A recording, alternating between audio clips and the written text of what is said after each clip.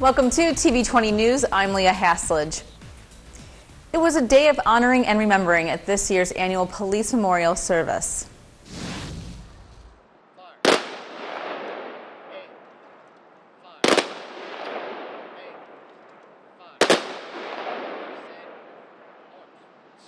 A 21-gun salute followed by the playing of taps capped off a ceremony that remembered the brave men and women in blue who paid the ultimate sacrifice while on the job.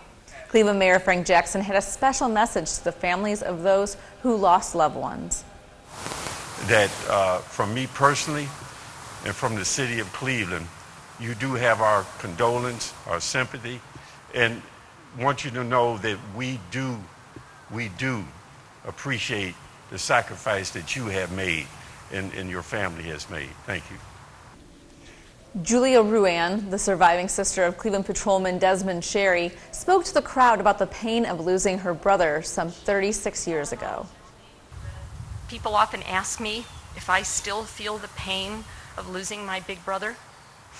And although it was 36 years ago, my answer is always the same. That pain is as fresh and as sharp today as it was all those years ago. It's a pain that never loses its ability to stop me in my tracks and make every breath painful. The keynote address was given by Jay McDonald, the National Vice President and Ohio's President of the Fraternal Order of Police. It's courage that enables our law enforcers to run towards gunfire, knowing full well the possible consequences. Those who do so are not Superman or Superwoman, but they are, in a non-comic book way, superheroes. They are that courageous. Afterwards, a wreath was placed at the memorial. May the rain fall soft upon your feet. For more information on the Greater Cleveland Peace Officers Memorial, visit policememorialsociety.org. A press conference was held at Willard Park in downtown Cleveland, where city leaders came together to announce different ongoing projects that are taking place to help beautify our city. Cleveland Mayor Frank Jackson said these projects were always in the works, but the RNC helped move them along. There are a lot of things going on in Cleveland now. Most of these things, almost all of them, would have happened even if the convention was not coming. But what it did, it gave us an opportunity to accelerate things that may have taken another year, 2 years to happen. Now they're happening all at once. And so what we have now is this investment in Cleveland, and this investment in a very short period of time, an intense investment that really is going to be good for the city of Cleveland, not only for today, for this convention, but position us for the future. You may have noticed downtown Cleveland looking a little greener already, says Joe Marinucci, President and CEO of Downtown Cleveland Alliance. The City of Cleveland has been installing trees throughout downtown and will add a total of 275 new trees when the project is completed in the next couple of weeks. Through generous donations by Scott's Miracle Grow and contributions from the host committee, additional greenery will be added in the form of 85 temporary planters, which you see before us, bringing downtown's total number of planters to 250. Throughout the convention period, all planters will be maintained on a day-to-day basis by the ambassadors of Downtown Cleveland Alliance. Other projects include repairing downtown sidewalks, upgrading streetlights and utility poles, and the installation of the Rock and Roll Hall of Fame's rock boxes. The Hilton Cleveland Downtown Hotel officially opened, and a ribbon-cutting ceremony was held to kick off the grand opening.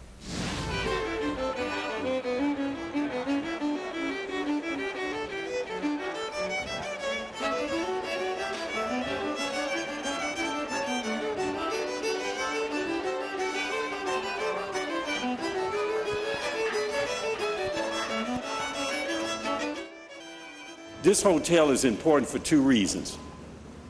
It's a pivotal project in that we have a convention center hotel that makes this new convention center more competitive as we go out and we look at shopping Cleveland in this convention center to the world and having them choose Cleveland to be here.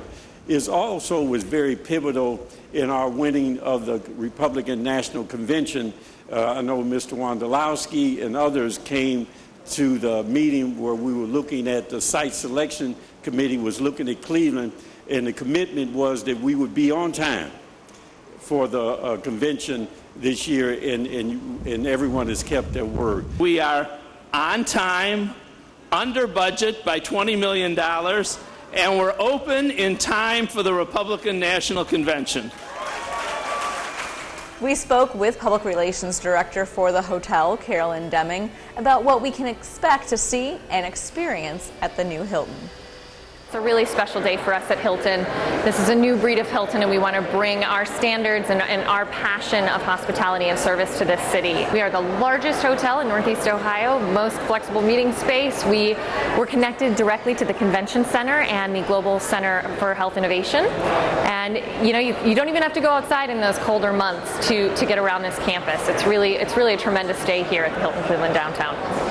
So we have amazing views on this property, floor-to-ceiling windows in our 600 rooms. Anyone that's driven downtown has seen our blue glass building erect and build before their eyes right here downtown. So you're going to get to experience those views in our standard guest room, our suites, in the dining destinations. Everything is open and airy. It's not your grandfather's Hilton. We really want to emphasize light and airy and just open space. It's really a beautiful building, and we want locals and travelers alike to come in and experience it. We have 46 Cuyahoga County artists featured with commissioned art pieces throughout the hotel. In our guest rooms, we have 12 murals that take up the back where the beds are, and it's 12 properties, elements within the city that are prevalent to Clevelanders by Cuyahoga County artists. The Guardians of Transportation, the Cleveland Museum of Art, different buildings that Clevelanders will know, but now we get to tell our story a little bit through the art for all the people that are traveling to the property. We are still hiring. If anyone is interested, you can check out HiltonClevelandJobs.com for our open positions, but we're so excited to open our doors one and only time today, never to close, at the Hilton Cleveland downtown, so please come check us out. The Federal Department of Energy is awarding $40 million to the Lake Erie Energy Development Corporation over the next 3 years to build the nation's first offshore wind energy farm in Lake Erie. The announcement was made right here in Cleveland at the Great Lakes Science Center. This is a major victory for Cleveland and for all those who've worked so hard to make this day possible. The Department of Energy obviously is very interested in new energy technologies, and they have been working very hard through the Renewable Energy Office to try to locate places in the United States that could drive innovation, drive experimentation, and help us capture the power of the earth in helping to electrify everything that we do. So the Lake Erie and all the Great Lakes represent 20% of all of the wind power in the United States. And this will be the first major installation in the Great Lakes on our side of the U.S.-Canadian border to begin to capture some of that unrealized power. Not only will this wind farm project lead Cleveland to a path of green energy, it will also have an economic impact by creating jobs for local residents. There'll be a minimum of 6 installed initially. They're mammoth structures depending on which design they choose. So all the engineering, all the design, all the construction, the manufacturing, all that's going to be done in the Cleveland area. And isn't that suitable, because Cleveland was the first place in America to invent the electrified wind turbine 100 years ago. Brush-Wellman actually did that, now renamed Materion Corporation. And Cleveland doesn't brag about that enough, in my opinion. Cleveland definitely has something to brag about now. This was only one of 3 projects that was awarded in the entire country, and the other 2 are in saltwater environments. So truly, Cleveland and Cuyahoga County and all of their partners from here all the way to Erie, Pennsylvania, all the counties that are partnering with them, this is truly a first for the Great Lakes. The Cleveland Metropolitan Housing Authority held a forum for landlords recently so they could gain more information on the CMHA Housing Choice Voucher Program, or HCVP for short. The HCVP is a federal program that helps very low-income households afford good, safe housing in the private market. Since this housing assistance is tenant-based, families choose their own housing. Participants pay approximately 30% of their income to the landlords, and CMHA pays the balance. The forum included guest speakers, a question and answer session, and a chance for the landlords to meet one-on-one with representatives from the CMHA. For more information, visit cmha.net. The presenting sponsor for this year's 8th Annual Sustainable Cleveland Summit will be the Cleveland Foundation. The summit, which will kick off on Wednesday, September 21st, features remarks from Mayor Frank Jackson, award presentations, and a keynote speaker. The Cleveland Foundation sponsorship will help support activities like pre-summit workshops and scholarships for up to 50 high school students that will also get to participate in the summit. Metro Health Hospital and Healthy Living Kitchen want to make sure you have access to fruit and vegetables all summer long. On Tuesdays, Thursdays, and Fridays from 10 a.m. to 6 p.m., they'll be offering fresh local produce at the Women and Children's Pavilion located at 2500 Metro Health Drive. The fresh food will be available while supplies last, and parking is free for up to 30 minutes. For more information, visit metrohealth.org.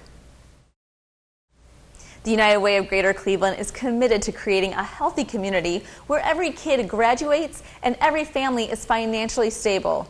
They're planting their seed by hosting a literacy explosion event at 5 CMSD elementary schools. Literacy and math and graduating our kids is so important to United Way. We know that it's what helps to get them to be productive adults as they graduate from high school. So for us, making sure that we pair that up with healthy habits, as well as the importance of knowing to give back to their community, is just the perfect mix for United Way and for our future kids. Librarians from the Cleveland Public Library were on site to host storytelling sessions and encourage students to sign up for library cards because summer reading is vital to their education. During the summer, our kids lose an average of 2 months in math skills and literacy skills.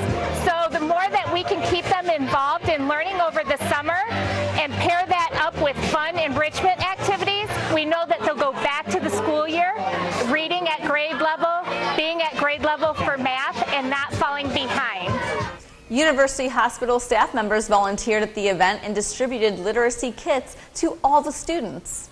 But it's important for us to be here in large part because if you think about the future of our community and you think about the future of university hospitals, this is the future workforce of our community. And we being part of that community, it's important for us to come here to continue to reinforce the importance of education, the importance of literacy, the importance of setting goals and accomplishing those goals. So this is much broader than just having a celebration. It's with a purpose. And this is our long-term investment in the community as we look to obviously engaging the future young children here today who at some point will be the future of our community. When we return, we'll see how students were honored for winning a major world competition. Stay tuned. Our Better Business Bureau helped us avoid losing thousands of dollars to a loan modification scam. My BBB helped me find a mechanic I can trust. My BBB helped our company show support for high ethical standards in the communities we serve. My BBB helped boost my company's online presence and brought in new customers. Find out what your BBB can do for you at www.bbb.org.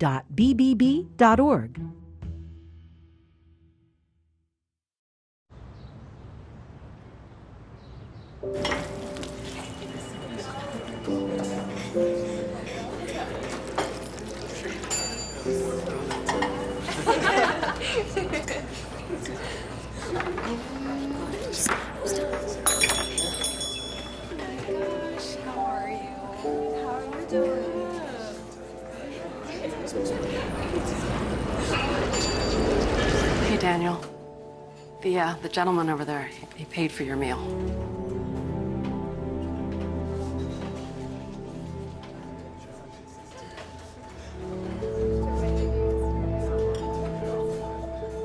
The power of one small action, one conversation, or one phone call can make a difference in the life of a veteran going through a difficult time. For free 24/7 confidential support, call the Veterans Crisis Line or the Military Crisis Line.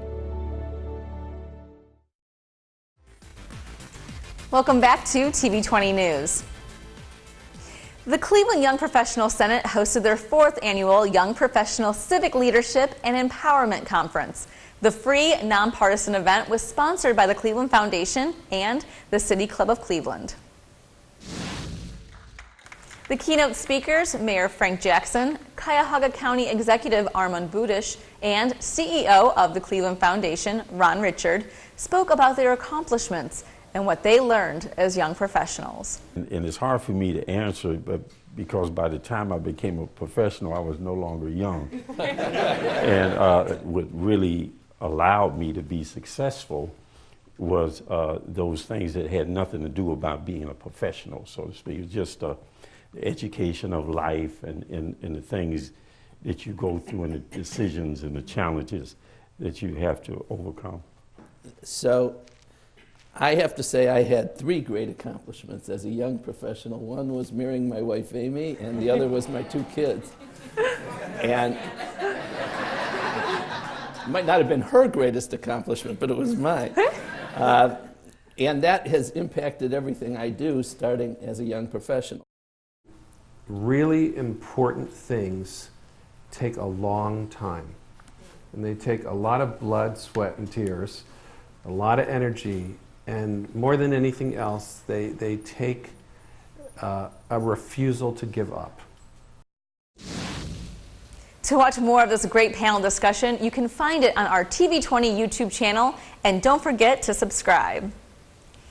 Thanks to the help of some hardworking volunteers, the Big Creek near Brookfield Park underwent some major spring cleaning in an effort to keep the waterway flowing and pollution-free.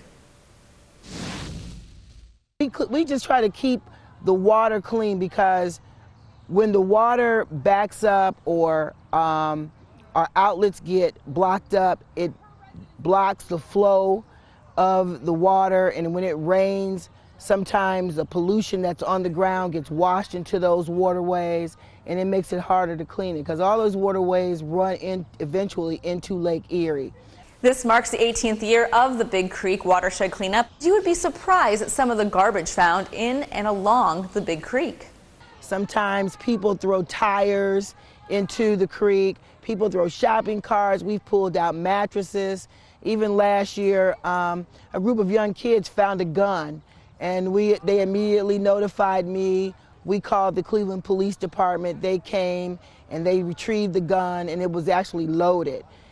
To find out where the next cleanup is taking place, check out the Cleveland Water Pollution Control's Facebook page. The footage you are looking at is of a house fire that Cleveland firefighters are working to contain. What you should also know is that this is a controlled simulation. This is a training exercise the firefighters are working through to keep their skills sharp in case of an actual house fire. The house under control of the Cuyahoga Land Bank was given to the Cleveland Division of Fire for the exercise. After the exercise is over, the home will be demolished. Congratulations to the Youth Technology Academy Varsity Robotics Team 120 on winning the first Robotics World Championship. The team, also known as Cleveland's team, is comprised of students from the Cleveland Metropolitan School District. George Bilikonsky is the executive director of the Youth Academy and also the head mentor for Team 120. The students competed in the first robotics competition, which was held in St. Louis. There are 70,000 students from around the world, from 29 different countries, that produced 640 teams that qualified for the national competition. And our team, 120, went to this competition and won the world championship by beating all of them. Team 120 was at City Hall for a meet and greet and photo op with Cleveland Mayor Frank Jackson. Afterwards, the team had a Q&A session with Mayor Jackson where they spoke about how they won the championship and asked the mayor any question they had on their minds. Bilikonsky says what this team has accomplished is still sinking in. You know, the kids haven't realized how important this is. We've been awarded a certificate from the Cleveland Police Department for our efforts, from NASA Glenn Research Center, a major sponsor. Now we have an opportunity to meet with the mayor. There are other companies, other businesses that want to kind of jump on our bandwagon, and that's great. This is great exposure for the kids because they realize that by doing the right thing and working hard and not giving up, there are some great rewards and great contacts that they can make, just by doing the right thing. Everyone here at TV20 would like to congratulate Team 120 on becoming the first robotics world champions. Mak Oro Bono Salukomo, a refugee from Congo, has been living in Cleveland since 2004. Now he will soon be heading off to Brazil, where he is going to compete as a runner in the 2016 Summer Olympic Games in Rio. As of today, I'm going to the Olympics, and that dream has come true. Again, it's all started in Cleveland for me. I did not make the U.S. team, but I'm so grateful that I was able to make the Congolese team. And it's not just me, but also there's another kid from Congo, just because of this opportunity that was given to me, and I took it back to Congo. Our friend Dee being able to go to Congo, it's an example of what Cleveland really is, which is loving and welcoming. And we are so appreciative to Dee's example and to the mayor's example for showing us that this is how the city of Cleveland works. You know, we do it quietly, we do it humbly, but we're going to have somebody that we're going to be cheering on all the way from, Cleveland to Kinshasa to Rio. The City of Cleveland Division of Recreation is once again offering their summer food service program for children under the age of 18. Meals will be available Monday through Friday at all the city recreation centers. There is no charge to families or their children. For more information, contact your local rec center or visit the City of Cleveland website at city.cleveland.oh.us. The Westside Market has begun Phase 2 of their parking lot improvement project, beginning with the Lorraine Avenue entrance to the main parking lot. There are notice signs posted to advise which parts of the lot are unavailable, and parking advisories will remain in place until September 2016. A red carpet premiere was held at the Digiplex in Solon for the Cleveland independent movie Banger. TV20 caught up with the cast and crew to find out more about the movie and its significance for the city of Cleveland. Banger is not just a movie. Banger is an idea. Banger doesn't belong to me. It belongs to everybody in here, anybody who spent money on a ticket. This is our movie. Shout out to the entire city of Cleveland. My city before myself, I couldn't have done it without them. The one thing about Cleveland, I always say, is it's easy to get a lot of fun, interesting locations. I've shot a lot of independent films here, including my own, and you got to take advantage of all the different interesting looks you can get in the city. I think the more movies that we have coming out of Cleveland is going to bring more attention, more jobs, and overall better quality of films coming out of here the more that we do. Everybody in Cleveland has been very, very welcoming, just showing us a lot of love. It's just been it's been great. It's been great. It's very important. It's very important that we support each other because it's a growing and thriving industry, and we can be the next Atlanta, we can be the next New York. It can mean a lot to Cleveland's economy as well. So yes, we got to keep doing independent movies, and we got to keep doing it on a big level. It's like an honor to be a part of this large movement, and after this film is shown and everyone, supports it, there's no telling where our indie films will go, and I'm just really happy to be a part of it. I feel like a lot of people, you could want to be a director and just move to LA instead, but he wants to keep it in Cleveland, and I really appreciate that because I myself would personally prefer to keep it in Cleveland and stay out here.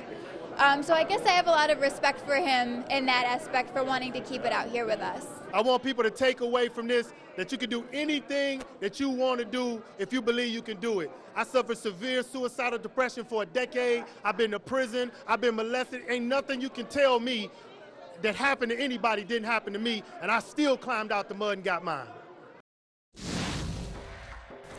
The 7th annual Cleveland Asian Festival was held on Payne Avenue in Cleveland's Asiatown neighborhood. The thousands of people that came to the free event had a chance to try food from local vendors, play games like sumo wrestling, watch live entertainment, and much, much more. What made you want to get involved and put on this great festival every year? We saw a need. 7 years ago, we thought there's something missing in the Asian town area, and we want to bring people here and bring economic growth in this neighborhood. Because of the festival, many restaurants have been opened up, like Mega. They opened here because of that. Snowbro, Chivalry, they opened up because of the Asian festival. So we try to bring a lot of interesting here, so it can help promote the area and bring the economic growth in this area. Asian culture, there's a variety of, it's so diverse. There's so many different ethnic groups that most people don't know about. So we're trying to highlight as many as we can. Mayor Frank Jackson presented a proclamation to event co-founder Lisa Wong, who spoke to those in attendance about the significance of the festival. Cleveland, our personality and our characters made up by all the different groups who make up Cleveland. And that is why this festival is so important, because it keeps reminding us of who we are as a city, a diverse city with diverse cultures and people, and that's what makes us a great city. So welcome and have a good time. Thank you. This entire festival is community supported. It's 100% volunteer run, and my favorite thing is just everybody coming together and just making it happen. What does having a festival representing and showcasing Asian culture mean for you personally? For me, I grew up, my parents, I was born in China. I grew up here really embedded in the Asian culture, going to Asian Chinese schools. And a lot of my friends that have different Asian background also went to Chinese schools, or their Asian ethnicity schools. And this is a way for all of us to come together and share our culture. So this means a lot to me. What's your favorite part year after year? Oh, well, the food is great. And this year we have over 24 food vendors. And we have so many people, and there's a lot of cultures here. Taiko drums, martial arts. There's so many talented people in Cleveland, and many people don't even know about it. So this is a great place to learn, great place to bring down your family. What I tell people, come in a group, go to the food court. Everyone go to one booth, come back together in the dining tent, and then that way you can sample all the different foods, and then go back for a full course of what you want. So there's a tip how to survive here. For more information, visit clevelandasianfestival.org. That's all for TV20 News. I'm Leah Hasledge. Up next, we'll have Christian Patterson with the Inside Sports Report.